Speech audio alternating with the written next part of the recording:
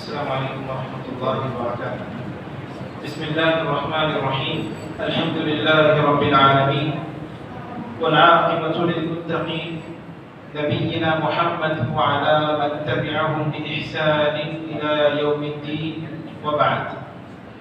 معزز سامعین کرام اور سامعات، اللہ تبارک و تعالیٰ کی توفیق سے ایک اور مرتبہ یہاں پر ہم اور آپ جمع ہوئے ہیں،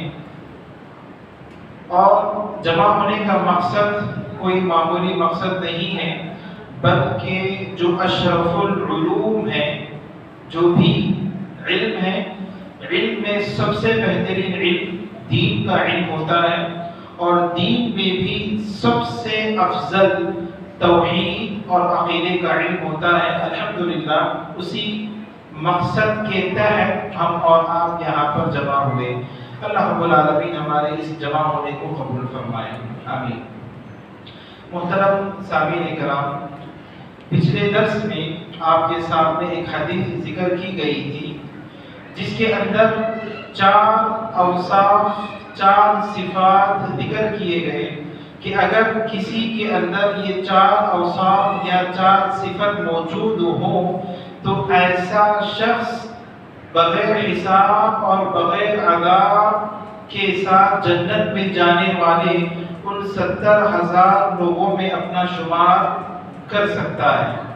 اور ان 4 لوگوں میں سب سے پہلا شخص وہ شخص ہے جو کسی سے دم کرنے کا مطالبہ نہیں کرتا۔ مطلب یہ کہ اگر طبیعت خراب ہو گئی، اگر مزاج خراب ہو گئی، یا کوئی جن یا جادو کا مسئلہ ہے، لا یسترقون، تو وہ کسی کے پاس جاتے نہیں ہیں اور اس بات کا مطالبہ نہیں کرتے ہیں کہ بھائی ہم پر تھوڑا سا پڑھ کر پھونک دیجئے، ہم پر دعائیں ذکر و اذکار پڑھ کر دم کر دیجئے، اس بات کا مطالبہ وہ نہیں کرتے۔ یہ پہلا گروہ یا پہلی صفت۔ دوسری صفت والا یکتبون، اگر کسی کو کوئی زخم وغیرہ لگ جائے تو زخم پر داغتے نہیں، مطلب کہ کوئی چیز گرم کر کے جلایا نہیں جاتا، جلانے کو داغنا کہا جاتا ہے، یہ بھی علاج کی ایک قسم ہے۔ لیکن اللہ کے نبی صلی اللہ علیہ وسلم نے فرمایا کہ ولا یکتبون، اور وہ داغتے نہیں ہیں، مطلب یہ کہ علاج کے طور پر داغنے کا مطالبہ بھی وہ نہیں کرتے۔ یہ دوسری صفت۔ تیسری صفت، اللہ کے نبی صلی اللہ علیہ وسلم نے فرمایا وہ لوگ بدشگونی نہیں لیا کرتے۔ بدشگونی نہیں لیا کرتے مطلب میں نے آپ کو پچھلے درس میں مثالیں دی تھی کہ اگر بلی راستے سے کاٹ دے ہمارا تو ہمارا کام نہیں بنے گا۔ گھر پر اگر کوئی جانور یا کوئی پرندہ آ کر بیٹھ جائے تو یہ خیال کرنا کہ اب ہمارے گھر کی پوری برکت اڑ جائے گی، ختم ہو جائے گی، یا اگر کوئی آدمی گھر میں داخل ہو گیا تو یہ سمجھنا کہ فلاں آدمی سے گھر کا سکون، عیش اور راحت سب ختم ہو جائے گا، اس کو بدشگونی کہا جاتا ہے۔ یہ بھی نہیں کرنا، یہ تیسری صفت۔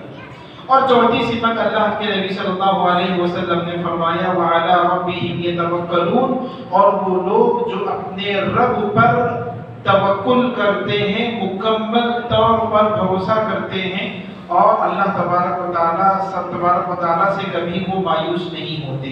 یہ 4 صفات اللہ کے نبی صلی اللہ علیہ وسلم نے ذکر کیا اور فرمایا کہ یہ صفات جن میں ہوں گے وہ ان 70,000 لوگوں میں اپنا شمار کر سکتے ہیں، اپنے آپ کو بنا سکتے ہیں، جو بغیر حساب اور عذاب کے جنت میں داخل ہوں گے۔ یہاں پر اہل علم کے درمیان یہ مسئلہ اٹھا کہ اس سے مراد کیا ہے، اس سے کیا مطلب ہے۔ حقیقت میں یہ 4 صفات اگر کسی کے اندر ہوں تو اس کا مطلب کیا ہے؟ سرے سے یہ علاج کرانا ہی غلط ہے؟ مطلب یہ کہ رقیہ شرعیہ کرانا غلط ہے کیا؟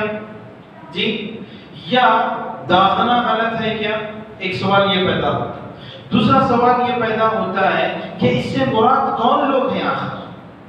اگر یہ لوگ ہیں تو پھر ہم معاشرے میں دیکھتے ہیں یا احادیث میں ہم کو ایسی باتیں ملتی ہیں کہ خود اللہ کے نبی صلی اللہ علیہ وسلم پر حضرت جبرائیل علیہ السلام نے دم کیا تھا، رقیہ کیا تھا۔ اس حدیث کا کیا مطلب ہے آخر؟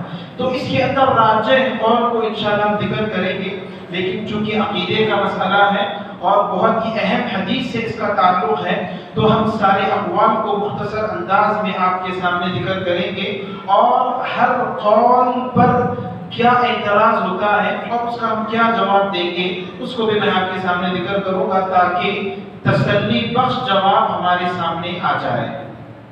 سب سے پہلا قول اس حوالے سے یہ ہے، بعض اہل علم نے یہ بات بتائی کہ اس حدیث سے وہ لوگ مراد ہیں الذین لا یتداوون مطلقا، وہ لوگ جو مطلق طور پر علاج ہی نہیں کراتے۔ پہلا قول کیا ہے؟ وہ لوگ جو علاج ہی نہیں کراتے، مطلب یہ کہ اگر کسی کی طبیعت خراب ہو گئی تو وہ علاج نہیں، ڈاکٹر کے پاس نہیں جاتے، کوئی دوائی استعمال نہیں کرتے، کیا بولتے ہیں؟ اللہ کے نبی نے فرمایا وَعَلَىٰ رَبِّهِمْ يَتَوَكَّلُونَ، اللہ تبارک و تعالیٰ پر ان کا توکل ہے، بھروسہ ہے۔ اس سے وہ لوگ مراد، وہ لوگ جو علاج نہیں کرتے، طبیعت خراب ہو گئی، بخار آ گیا، علاج نہیں کرا، اگر کسی پر جادو کے اثرات ہو گئے، نہیں، علاج نہیں کرانا۔ لیکن یہ قول صحیح نہیں، مرجوح قول ہے، یہ قول مرجوح قول۔ کیا دلائل، کن دلائل کی بنیاد پر ہم نے اس قول کو مرجوح کہا ہے؟ سب سے پہلی دلیل یہ ہے کہ اللہ کے نبی صلی اللہ علیہ وسلم کا عمل خود اس بات پر دلالت کرتا ہے کہ آپ صلی اللہ علیہ وسلم نے علاج کرایا۔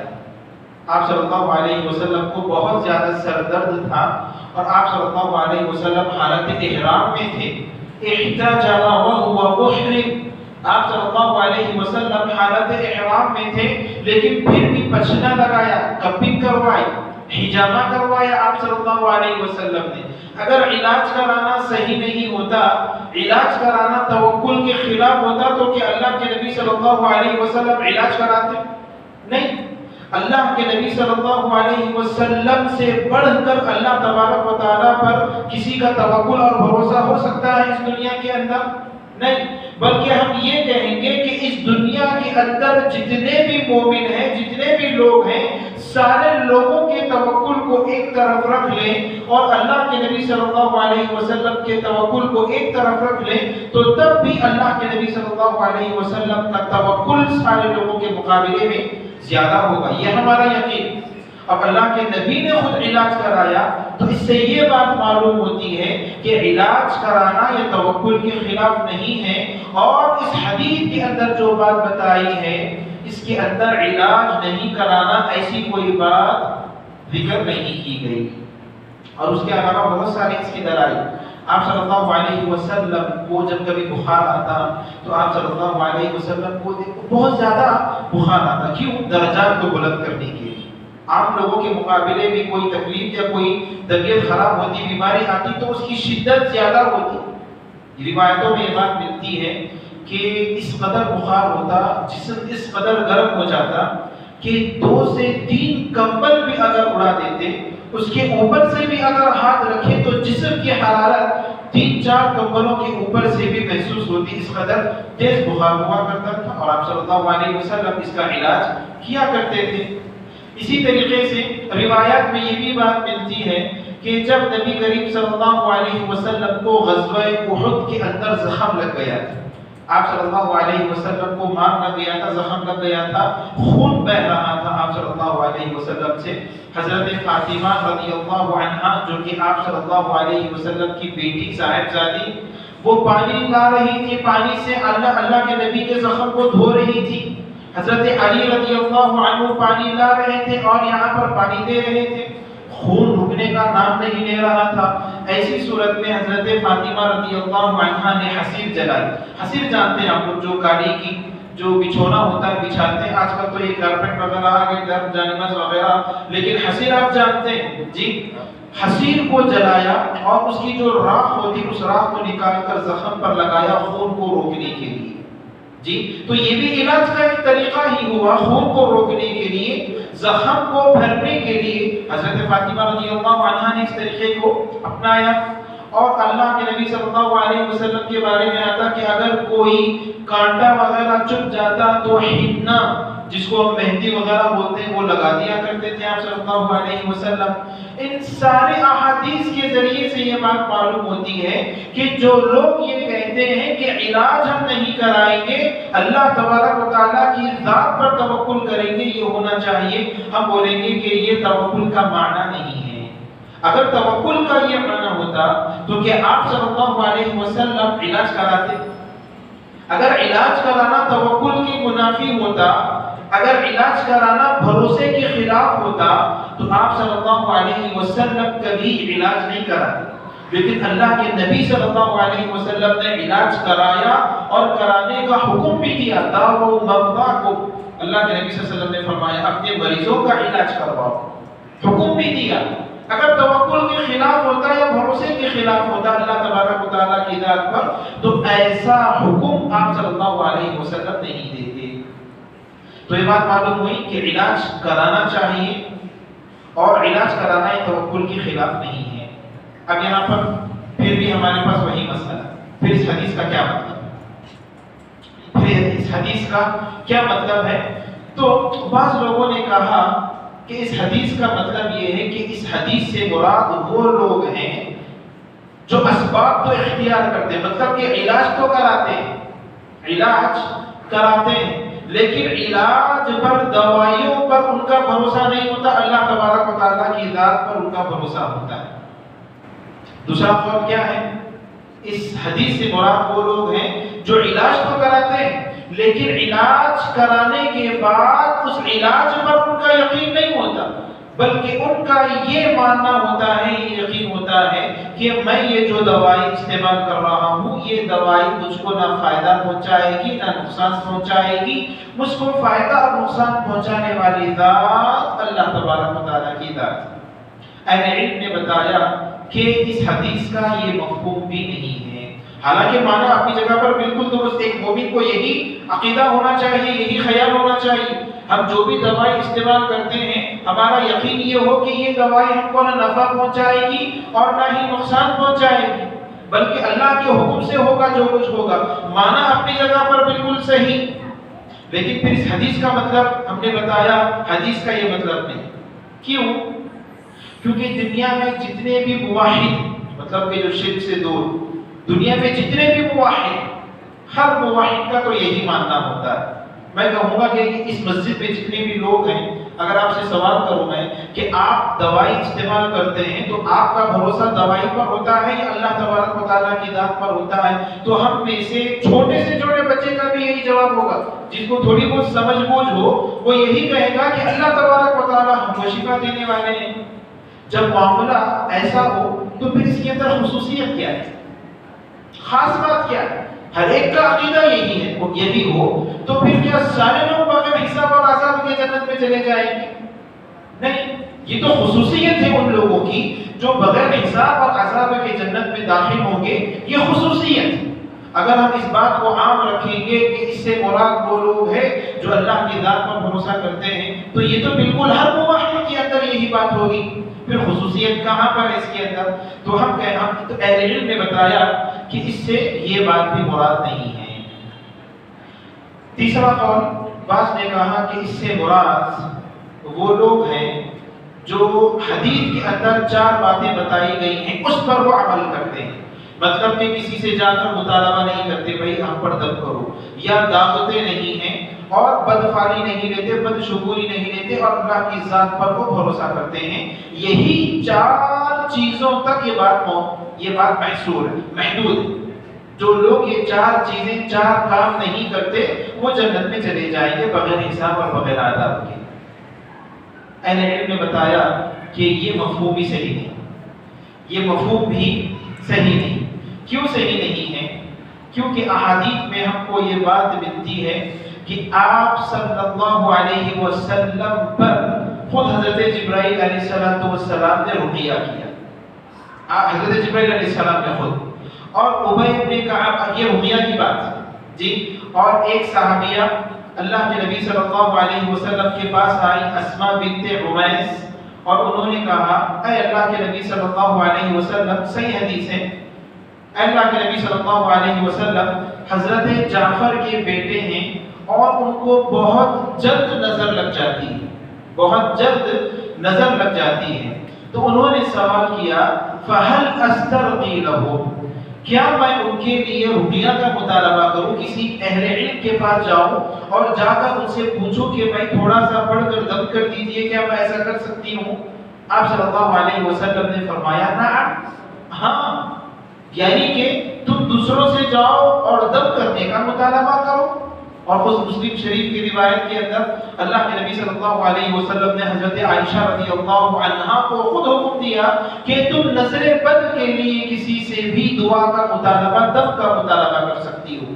تو میں معلوم یہ ہوا کہ جو لوگ یہ کہتے ہیں کہ ان چاروں چیزوں کے اندر یہ بات محصور ہے، تو پھر یہاں پر خود اللہ کے نبی صلی اللہ علیہ وسلم دوسروں کو دم کرنے کی اجازت دے رہے ہیں۔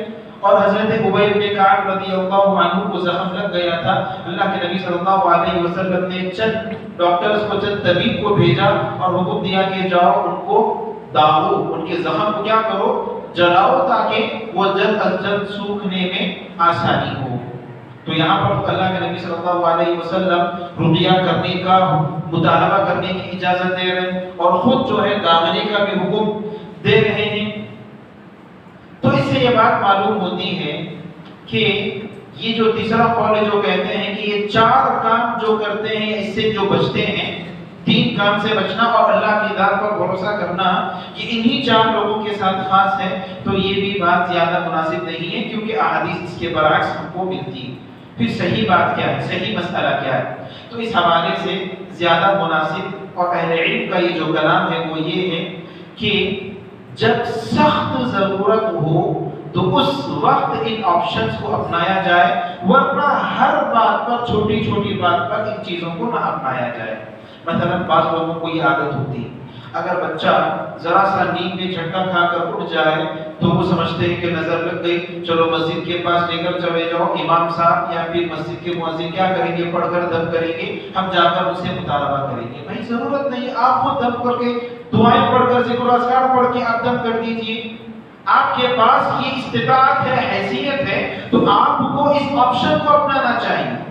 ہاں، آپ دوسروں کے پاس کب جا سکتے ہیں؟ جب معاملہ بالکل سخت ہو، آپ کے پاس اس کے علاوہ کوئی دوسرا آپشن نہ ہو، انتہائی شدید حالات میں ہو، تو اس وقت آپ اس چیزوں کو اپنائیں گے، اس وقت آپ ان چیزوں کو اپنائیں گے۔ اہل علم نے اس بات کو زیادہ راجح قرار دیا۔ تو معلوم یہ ہوا اس حدیث سے مراد جو 70,000 لوگ ہیں، ان کے اندر وہ لوگ ہیں جو سخت حالات میں ان آپشنز کو اختیار کرتے ہیں، یا پھر دیگر جو علاج وغیرہ کے آپشنز ہیں اس کی طرف وہ رجوع کرتے ہیں۔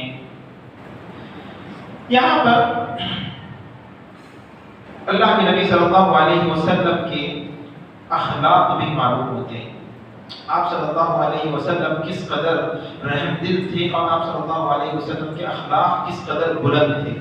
ایک داعی کو اپنے اخلاق بلند کرنا چاہیے، بہت زیادہ بلند رکھنے چاہیے، اس سے انسان کی زبان پر بہت زیادہ اثر ہوتا ہے۔ انسان اگر اخلاق کے دائرے سے نکل جائے تو انسان کی بات کی کوئی حیثیت نہیں ہوتی، اس کی زبان کی کوئی حیثیت نہیں ہوتی، اس سے بار بار قسموں کا مطالبہ کیا جاتا ہے۔ لیکن اگر کوئی شخص با اخلاق ہو، اپنی گفتگو میں سچا ہو، تو اس سے قسم وغیرہ کا مطالبہ نہیں ہوتا۔ اگر وہ بات کہہ دیتا ہے تو اس کی بات پہ وزن ہوتا ہے اور لوگ اس کی بات پر اعتماد بھی کرتے ہیں، بھروسہ کرتے ہیں۔ یہاں پر اللہ کے نبی صلی اللہ علیہ وسلم کی اخلاق معلوم ہوتے ہیں۔ کیسے؟ آپ صلی اللہ علیہ وسلم سے حضرت عکاشہ رضی اللہ عنہ نے یہ مطالبہ کیا یا پھر یہ درخواست کی کہ اے اللہ کے نبی صلی اللہ علیہ وسلم، آپ اللہ رب العالمین سے دعا کیجئے کہ اللہ تبارک و تعالی میرا ٹھکانہ ان 70,000 لوگوں میں کر دے، مطلب کہ میرا شمار ان 70,000 خوش نصیب لوگوں میں سے کر دے جو بغیر حساب اور عذاب کے جنت میں داخل ہوں گے۔ آپ صلی اللہ علیہ وسلم نے فرمایا انت منہم، کہ تم ان 70,000 لوگوں میں سے ہو جو بغیر حساب اور عذاب کی جنت میں جائیں گے۔ آپ صلی اللہ علیہ وسلم کو کیسے معلوم ہوا؟ وحی کے ذریعے سے معلوم ہوا، وحی کے ذریعے سے معلوم ہوا، یا پھر اہل علم نے اس کا دوسرا جواب یہ دیا کہ جو جماعت 70,000 لوگوں کی اللہ کے نبی کے سامنے پیش کی گئی تھی، تو ان لوگوں میں اللہ کے نبی نے حضرت عکاشہ رضی اللہ عنہ کو بھی دیکھا تھا، اسی لیے اللہ کے نبی نے کہا کہ وَأَنْتَ مِنْهُمْ، تم ان 70,000 لوگوں میں سے ہو۔ ایک دوسرے شخص اٹھ کر کھڑے ہو گئے اور انہوں نے کہا کہ اللہ کے نبی میرے لیے بھی دعا کیجیے۔ آپ صلی اللہ علیہ وسلم نے فرمایا سبقک بہا عکاشہ، حضرت عکاشہ نے کیا کر لی؟ بازی مار لی، وہ سبقت کر گئے۔ اس سے اہل علم یہ بتاتے ہیں کہ نیکی کا کوئی کام ہو تو وہاں پر ہم کو خود آگے بڑھنا چاہیے۔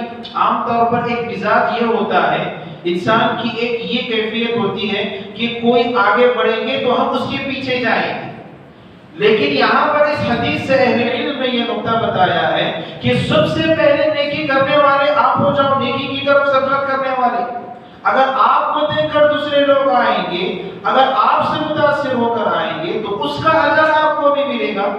اب یہاں پر دیکھیں حضرت عکاشہ رضی اللہ عنہ نے سبقت کر لی ہے، تو دوسرے جو صحابی بول رہے ہیں، دعا کی درخواست کر رہے ہیں، اللہ کے نبی نے فرمایا صلی اللہ علیہ وسلم سبقک بہا عکاشہ، نہیں، اب اس کا کوئی موقع نہیں ہے۔ حضرت عکاشہ بازی لے گئے، حضرت عکاشہ سبقت کر گئے۔ یہ جو الفاظ آپ صلی اللہ علیہ وسلم نے استعمال کیے، آپ نے یہ نہیں بتایا کہ انت لست منہم، کہ تم ان میں سے نہیں ہو۔ اگر ایسا بولتے تو دل ٹوٹ جاتا، صحابی کا دل ٹوٹ جاتا۔ اور اللہ کے نبی نے یہ بھی نہیں کہا کہ تم انہی میں سے ہو۔ کیوں؟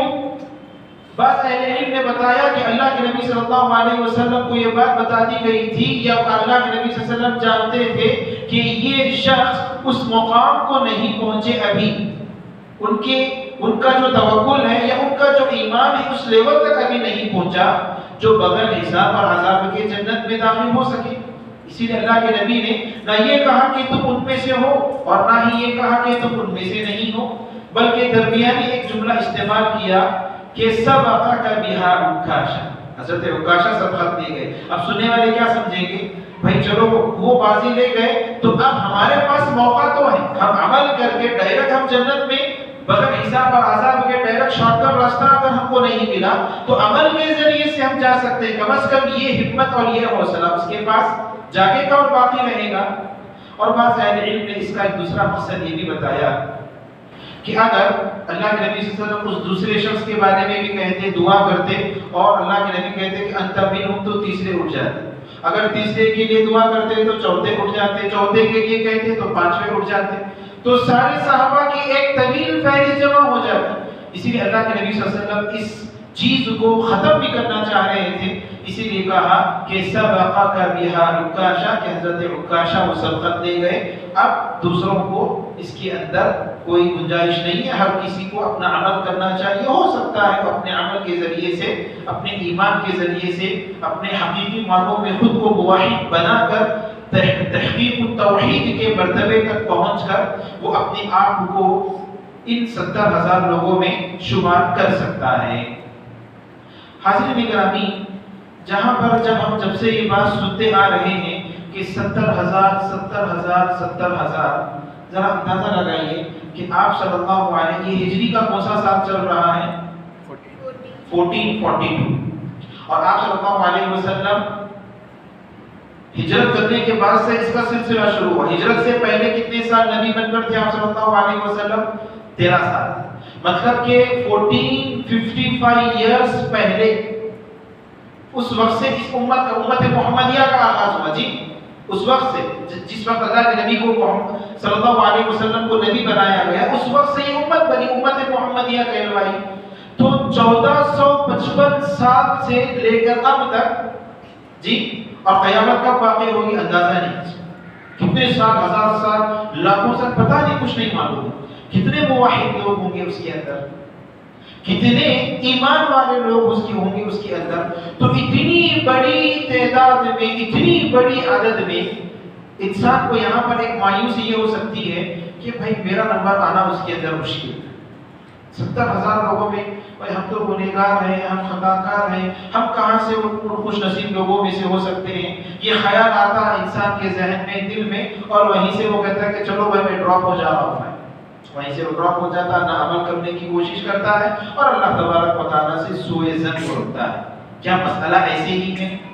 کیا صرف 70,000 لوگ ہی ہیں؟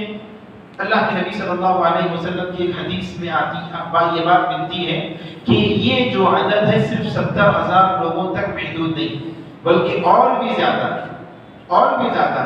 آپ صلی اللہ علیہ وسلم نے فرمایا وعدنی ربی، کہ میرے رب نے مجھ سے یہ وعدہ کیا، میرے رب نے وعدہ کیا 70,000 لوگ جنت میں بغیر حساب اور عذاب کے جائیں گے۔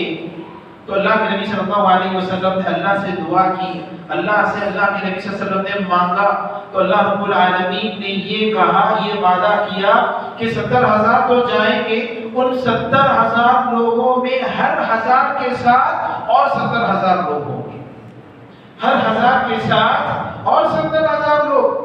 تو کتنا ہوگا حساب؟ 70 کو 70,000 سے اگر آپ ملٹیپلائی کریں گے، ضرب دیں گے تو 49 لاکھ اس کا حساب بنے گا، 49 لاکھ، اور اوپر کے یہ 70,000، مطلب کہ 49 لاکھ 70,000 حدیث کے حساب سے۔ اب تک ہم سمجھ رہے تھے 70,000، لیکن ابھی صحیح حدیث ہے، صحیح حدیث تک عدد کہاں تک پہنچی ہے؟ 49 لاکھ 70,000۔ اب کوئی سمجھنے والا یہ سمجھے کہ بھائی یہ بھی تو بڑی کم ہی عدد ہے، صرف انڈیا کے مسلمانوں کی تعداد شاید اتنی ہوگی، پوری دنیا بھر کے مسلمان، ابھی وقتی طور پر صرف ابھی پریزنٹلی میں جو بات کر رہا ہوں میں، مسلمانوں کی تعداد 49 لاکھ قریب آس پاس ہوگی، یا موحدین کی بات، ورنہ تو بہت زیادہ ہے، 20 کروڑ یا 30 کروڑ کی کچھ آبادی مسلمانوں کی، 20 کروڑ یا 25 کروڑ کی آبادی جو اپنے آپ کو اسلام کی طرف جوڑتے ہیں۔ ورنہ موحدین اگر ہم کہہ بھی لیں جن کا تعلق اہل سنت والجماعت سے ہے تو وہ خود 50 لاکھ کے آس پاس اس کے اندر مل جائیں گے۔ تو پھر وہیں پر وہی مایوسی کہ بھئی کیا اتنا ہی ہوگا، تو کیا ہم کہاں سے ممکن نہیں، بس یہ مایوسی ہو جائے۔ لیکن اللہ کے نبی صلی اللہ علیہ وسلم نے فرمایا کہ مایوس ہونے کی ضرورت نہیں، صرف اتنے ہی لوگ نہیں ہوں گے، بلکہ اللہ کے نبی نے فرمایا کہ وَثَلَاثُ حَثَيَاتٍ مِّنْ حَثَيَاتِ رَبِّي، اللہ اکبر، اللہ تبارک و تعالی اپنے ہاتھ سے 3 مٹھیاں، 3 مٹھی جانتے ہیں آپ جی، 3 مٹھیوں بھر لوگوں کو اٹھائے گا اور بغیر حساب اور عذاب کی جنت میں داخل کرے گا۔ اب یہاں پر میں آپ کو یہ بات بتا دوں، سب سے پہلی بات یہ کہ اللہ تبارک و تعالیٰ کا ہاتھ ہے، یہ اللہ کی صفت ہے، ہمارا اس بات پر ایمان ہونا چاہیے۔ اللہ رب العالمین پر یہودیوں نے الزام لگایا، یہودیوں نے تہمت لگائی، ید اللہ مغلولہ، اللہ کے ہاتھ بندھے ہوئے۔ اللہ رب العالمین نے فرمایا کہ بل یداہ مبسوطتان، اللہ رب العالمین کے دونوں ہاتھ کھلے ہوئے، ينفق کیف یشاء، جیسے چاہے اللہ رب العالمین جہاں چاہے خرچ کرتے ہیں، اللہ رب العالمین کے ہاتھ بندھے ہوئے نہیں۔ خود اللہ رب العالمین نے قرآن مجید میں ذکر کیے، تو معلوم یہ ہوا کہ اللہ رب الصفت ہے یہ دونوں ہاتھ اللہ تبارک و تعالیٰ کی، لیکن ہاتھ کیسے ہوں گے، اس کی کمیت کتنے بڑے ہوں گے، کس قدر ہوں گے، یہ معلوم نہیں ہوں گے، یہ ہم کو معلوم نہیں ہے۔ جب یہ بات معلوم نہیں ہے کہ اللہ رب العالمین کا ہاتھ کتنا عظیم ہوگا، تو پھر یہاں پر ہمارے لیے جو حوصلہ ہے، وہ ہمت ہے، وہ بالکل بڑی ہو جائے گی اور زیادہ ہو جائے گی کہ ہم عمل کریں گے اور ان لوگوں میں یہاں پر شامل ہو جائیں۔ اہل علم کہتے ہیں کہ حقیقت میں یہاں پر زیادہ سے زیادہ کثرت بتانا مقصود ہے کہ ایسے لوگ جو بغیر حساب اور عذاب کی جنت میں جائیں گے وہ بہت سارے لوگ ہوں گے، لیکن کرنا کیا پڑے گا؟ انسان کو واجبات پر عمل کرنا پڑے گا، محرمات سے رکنا پڑے گا، اللہ رب العالمین کے ذات سے اپنا تعلق جوڑنا پڑے گا، توحید کے متعلق اچھی گہری معلومات اس کو حاصل ہو، بدعات و خرافات سے وہ دور ہو، شرک اکبر اور شرک اصغر سے وہ اپنے آپ کو دور رکھے۔ ان ساری چیزوں کے لیے اسے صبر کی ضرورت پیش آتی ہے۔ اگر اس کے باوجود بھی وہ لاکھ کوششیں کر لیں، بشری تقاضے سے مغلوب ہو کر اگر وہ گناہ کر بھی لے تو اللہ تبارک و تعالیٰ ایک اور موقع اس کو دیتے ہیں، وہ توبہ کر لے اور توبہ کر کے اپنے آپ کو ان خوش نصیب لوگوں میں اپنا شمار وہ کر سکتا ہے۔ تو سامعین کرام، یہ باتیں ہمارے اور آپ کے لیے بہت ہی حوصلہ افزا باتیں ہیں، ہمارے اور آپ کے لیے حوصلہ پہنچانے والی یہ باتیں ہیں۔ احادیث میں ان خوش نصیب لوگوں کی صفت ذکر کی گئی۔ صحیح حدیث میں بتایا گیا کہ ایسے لوگ ہوں گے جن کا چہرہ 14ویں رات کی چاند کی طرح چمک رہا ہوگا. فل مون جس کو بولتے ہیں، 14ویں رات کا چاند، بڑا مشہور جملہ ہے جی. تو ایسے چمک رہا ہوگا، چہرہ چمک رہا ہوگا. اور دوسری صفت بتائی گئی کہ یہ لوگ آپس میں مل کر ہوں گے، ایک دوسرے کے ساتھ ایک دوسرے کو پکڑے ہوئے ہوں گے اور ایک ساتھ جنت میں یہ لوگ داخل ہوں گے، نہ آگے نہ پیچھے. تو ان کی یہ کیفیت، یہ صفات اللہ کے نبی صلی اللہ علیہ وسلم نے احادیث میں ذکر کی، اور خود آپ صلی اللہ علیہ وسلم نے ہم کو ابھارا اس بات پر کہ انسان کو چاہیے کہ وہ اپنا ٹھکانہ ان لوگوں میں سے بنا لے. صحیح حدیث کے اندر آپ صلی اللہ علیہ وسلم بیان فرماتے ہیں کہ جب لوگوں کو، امتوں کو آپ صلی اللہ علیہ وسلم کے سامنے پیش کیا گیا، تو امت محمدیہ کو جب پیش کیا گیا تو رائٹ سائڈ میں آپ صلی اللہ علیہ وسلم کو بتایا گیا کہ دیکھو دور تک جو لوگ نظر آ رہے ہیں، پہاڑ کی چھوٹی سی اونچائی کی طرح وہاں تک لوگ نظر آ رہے ہیں، تو یہ لوگ تمہارے آپ کی امت ہے. اور لیفٹ سائڈ بتایا گیا کہ لیفٹ سائڈ دیکھیے، وہاں پر تا حد نگاہ، جہاں تک آخری نگاہ پہنچتی ہے، افق تک، مطلب کہ ایسے معلوم ہو رہا کہ آسمان کو یہ ٹچ کر رہے ہیں، اتنے زیادہ لوگ نظر آ رہے ہیں. اور سامنے 70,000 لوگوں کا اللہ کے نبی صلی اللہ علیہ وسلم نے ذکر کیا، اور آپ صلی اللہ علیہ وسلم نے ابھارا لوگوں، امت کو ابھارا کہ اگر تم اپنا ٹھکانہ بنانا چاہتے ہو تو کوشش کرو کہ 70,000 لوگوں میں اپنا ٹھکانہ بنا لو. اگر وہ نہیں ہو سکا، کچھ اونچ نیچ ہو گئی، تو کم از کم جو لوگ رائٹ سائڈ میں ہیں ان لوگوں میں اپنا ٹھکانہ بنا لیں. اگر اس میں بھی نہ ہو سکا تو کم از کم لیفٹ سائڈ میں جو لوگ ہیں ان میں اپنا ٹھکانہ بنا لیں. جی کم از کم اتنا ہو. اور آگے اللہ کے نبی صلی اللہ علیہ وسلم نے فرمایا کہ اس لیے کہ فَإِنِّي قَدْ رَأَيْتُ ثَمَّ نَاسًا يَتَحَاوَشُونَ، اس لیے کہ میں ایسے بعض لوگوں کو دیکھ رہا ہوں، بعض لوگوں کو میں دیکھ رہا ہوں جو دنیا کے پیچھے مر مٹتے ہیں یا دنیا حاصل کرنے کے لیے ایک دوسرے کو قتل کرتے ہیں، لڑائی جھگڑا کرتے ہیں، نتیجے میں اپنی آخرت کو وہ بگاڑ لیتے ہیں، اپنی آخرت کو وہ ختم کر دیتے ہیں. تو ایسے لوگوں سے تم اپنے آپ کو بچائے رکھو، ایسے لوگوں میں تم اپنا شمار نہیں کرنا، بلکہ اپنا ٹھکانہ ان خوش نصیب لوگوں کے 3 جو لوگ بتائے گئے ان لوگوں میں سے کسی ایک میں اپنا ٹھکانہ بنانے کی کوشش کرنا. آپ صلی اللہ علیہ وسلم نے خود ہم کو اس بات پر ابھارا ہے. تو انسان کو کبھی مایوس نہیں ہونا چاہیے، انسان کو مایوس نہیں ہونا چاہیے، محنت کرنا چاہیے، کوشش کرنی چاہیے، اور اللہ تبارک و تعالیٰ سے یہ امید رکھنی چاہیے کہ اللہ تبارک و تعالیٰ میرا ٹھکانہ ان لوگوں میں سے بنائے گا جو بغیر حساب اور عذاب کے جنت میں جائیں گے. ورنہ انسان اگر مایوس ہو جائے تو وہیں سے گناہوں کا سلسلہ شروع ہو جائے گا. اگر انسان مایوس کرنے میں کامیاب ہو گیا انسان کو، تو وہیں سے اس کی سب سے بڑی کامیابی ہوگی، اسی کو وہ بیس بنائے گا، اور اس کے بعد گناہ پر گناہ، گناہ پر گناہ، گناہ پر گناہ انسان سے وہ کراتا چلا جائے گا. تو سامعین کرام، یہ جو باتیں اب تک ہماری چل رہی تھی وہ توحید کی فضیلت سے متعلق مختلف باتیں آئیں. مختصر خلاصہ کلام یہ ہے کہ توحید ایک ایسا عمل ہے کہ اس کے ذریعے سے انسان یا تو بغیر عذاب اور بغیر حساب کے جنت میں داخل ہو سکتا ہے، توحید ہی کے ذریعے. اگر توحید نہیں تو پھر جنت کے بارے میں سوچنا بھی ہمیشہ کے لیے جہنم.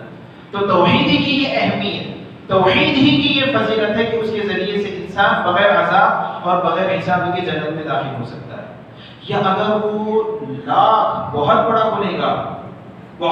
گنہگار لیکن موحد ہے، تو اس کے ساتھ ہوگا یہ کہ عذاب چکھنے کے بعد، عذاب اس کو ہونے کے بعد بالآخر اس کا ٹھکانہ جنت ہوگا.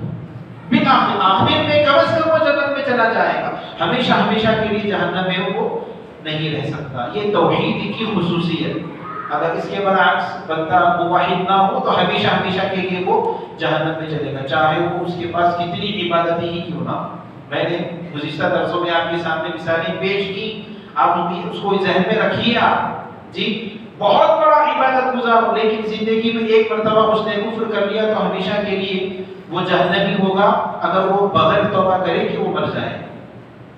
اسی طریقے سے توحید کی اہمیت کا اندازہ اس بات سے بھی لگایا جا سکتا ہے کہ توحید کی وجہ سے گناہ معاف ہوتے ہیں، گناہ معاف ہوتے ہیں۔ یکفر الذنوب، توحید کے ذریعے سے درجات بلند ہوتے ہیں، گناہ معاف ہوتے ہیں۔ آپ نے سنا اور آپ نے یہ بھی بات جانی کہ جب اللہ تبارک و تعالیٰ نامہ اعمال کو تولیں گے تو وہاں پر نیکیاں زیادہ ہوں گی اور گناہ کم ہوں گے۔ گناہ کم ہوں گے تو بندہ جنت میں جائے گا یا جہنم میں جائے گا؟ جہنم میں نہیں جائے گا، بلکہ اس کے گناہ ہوں گے، لیکن یہاں پر توحید کی وجہ سے اس کے گناہ بھی بخش دیے جائیں گے اور وہ جنت میں چلا جائے گا، عذاب اس کو نہیں ہوگا۔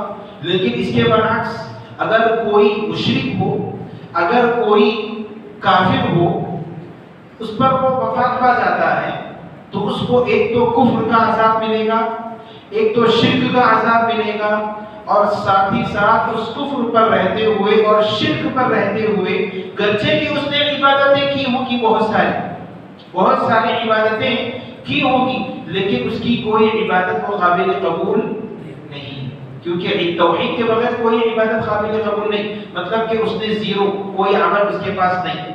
مطلب یہ ایک تو کفر کا عذاب، شرک کا عذاب، دوسرا یہ کہ اس نے کوئی فرائض کو انجام نہیں دیا، کوئی فرائض کو نہ روزے نہ نماز نہ زکات کسی کو نہیں کیا، اس کا بھی عذاب، اور ساتھ ہی ساتھ اس نے جو گناہ کیے وہ گناہ بھی اس کو معاف نہیں کیے جائیں گے۔ توحید ہوگا جی، اگر نیک اعمال کرے گا وہ تو نیک اعمال کی وجہ سے ان الحسنات یذھبن السیئات، نیک اعمال برائیوں کو ختم کرتے ہیں۔ اب اس کا کوئی عمل قبول ہی نہیں ہوا تو اس کی برائیاں، اس کے گناہ کہاں سے معاف کیے جائیں گے؟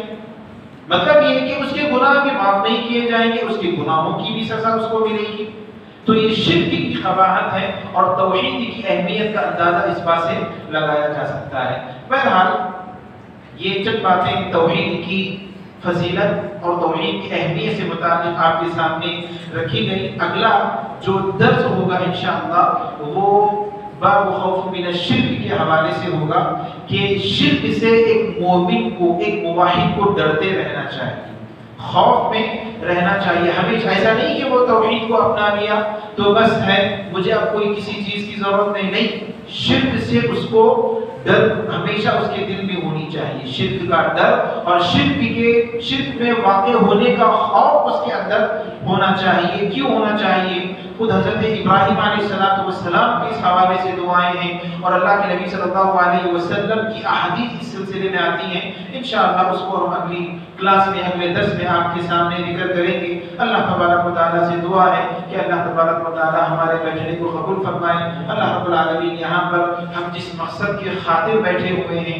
اس مقصد کو مرتے دم تک اپنی زندگیوں میں اس مقصد پر عمل کرنے کی توفیق اللہ رب العالمین مجھ کو اور آپ کو نصیب فرمائے، جب تک اس دنیا میں رکھے دین اسلام پر اور توحید پر قائم اور دائم رکھے، جب موت ہو تو توحید پر، عقیدہ توحید پر ہماری موت ہو۔ آمین۔ وآخر دعوانا الحمدللہ رب العالمین، والسلام علیکم ورحمۃ اللہ وبرکاتہ۔ جو پیدا ہوتے